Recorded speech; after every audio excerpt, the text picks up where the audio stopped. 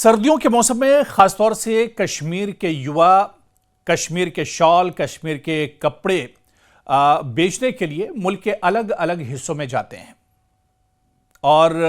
अपना जो सामान है उसे लोगों तक पहुंचाते हैं। लेकिन इस बीच आप देखिए कि मुल्क के अलग अलग हिस्सों से किस तरह की खबरें निकलकर सामने आती हैं। खासतौर से हालिया दिनों अगर बात की जाए तो उत्तराखंड में एक कश्मीरी युवक की, एक कश्मीरी नौजवान की पिटाई का मामला सामने आया है।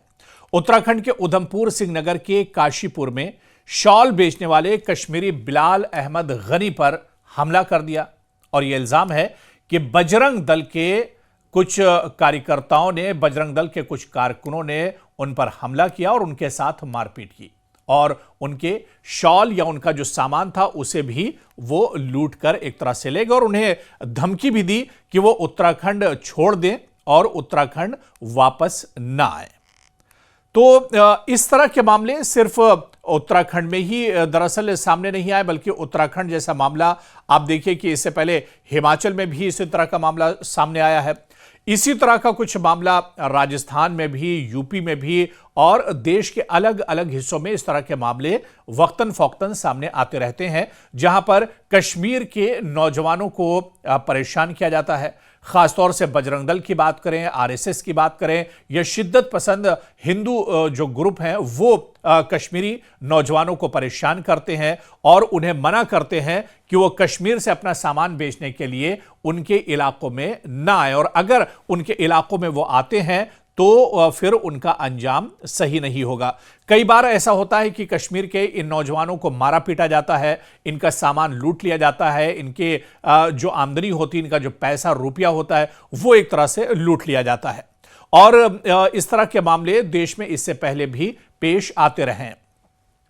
हालांकि जम्मू कश्मीर में जो भी सरकार रही है, चाहे मौजूदा उमर अब्दुल्ला सरकार की बात करें या इससे पहले की जो सरकारें हैं, उन्होंने भी इस तरह के वाकयात पर नाराजगी जाहिर की है और मुतालिका रियासतों से या मुतालिका रियासतों की जो इंतजामिया है, जो वहां की सरकार है, उनसे शिकायत भी दर्ज कराई है। लेकिन आखिर इस तरह के वाकयात रुकते क्यों नहीं है, या इस तरह के वाकयात आए दिन क्यों होते हैं? देश के अलग अलग हिस्सों में कश्मीर के नौजवानों को आखिर टारगेट क्यों किया जाता है या उन पर इस तरह के हमले क्यों किए जाते हैं? दरअसल जम्मू कश्मीर भी देश का और भारत का एक अटूट अंग है। जम्मू कश्मीर के लोग भी उसी तरह से देश के किसी भी हिस्से में जा सकते हैं जिस तरह से देश की दूसरी रियासतों के जो लोग हैं वो दूसरे स्टेट में और आम जगहों पर आ जा सकते हैं। लेकिन फिर जम्मू कश्मीर के ही नौजवानों को दरअसल इस तरह से क्यों देखा जाता है, या जम्मू कश्मीर के ही नौजवानों को आखिर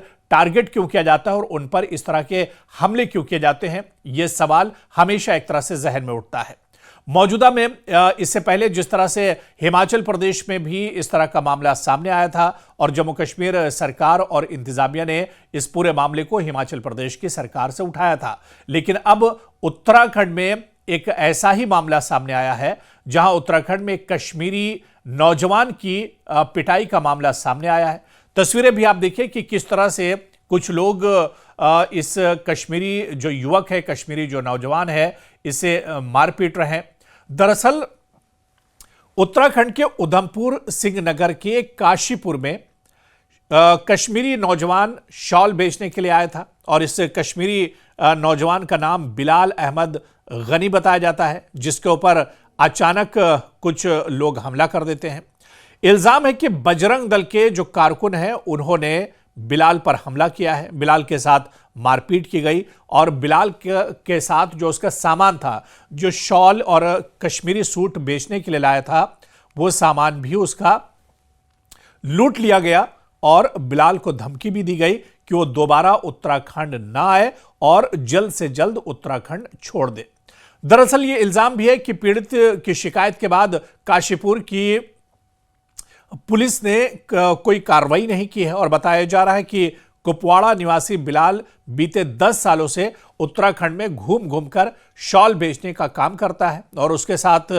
मारपीट की घटना को लेकर जम्मू कश्मीर स्टूडेंट एसोसिएशन ने भी उत्तराखंड के डीजीपी को चिट्ठी लिखकर सख्त कार्रवाई की मांग की है। क्या अब इस पर सख्त कदम उत्तराखंड इंतजामिया की तरफ से, उत्तराखंड सरकार की तरफ से उठाया जाएगा, यह देखना भी बहुत अहम होगा, क्योंकि मुल्क में या देश के अलग अलग हिस्सों में इस तरह के वाकयात माजी में भी पेश आते रहे हैं। इससे पहले भी कश्मीरी नौजवानों को परेशान किया जाता रहा है।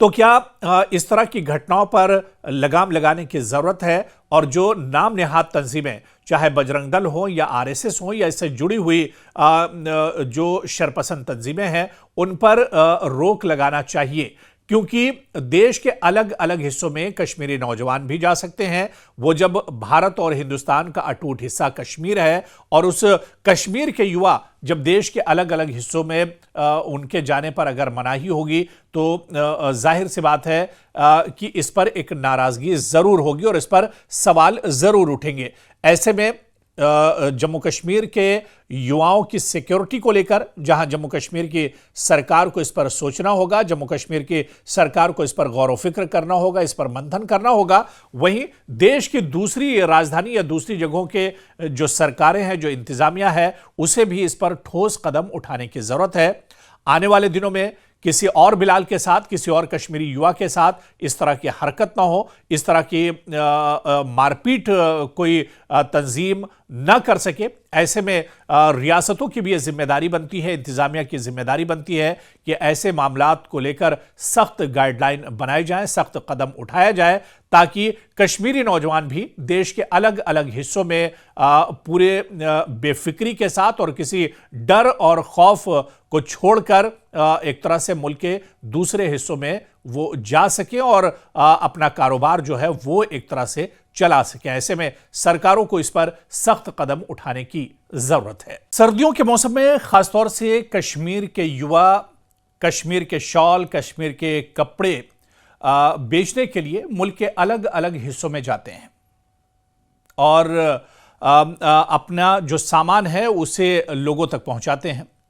लेकिन इस बीच आप देखिए कि मुल्क के अलग अलग हिस्सों से किस तरह की खबरें निकलकर सामने आती हैं।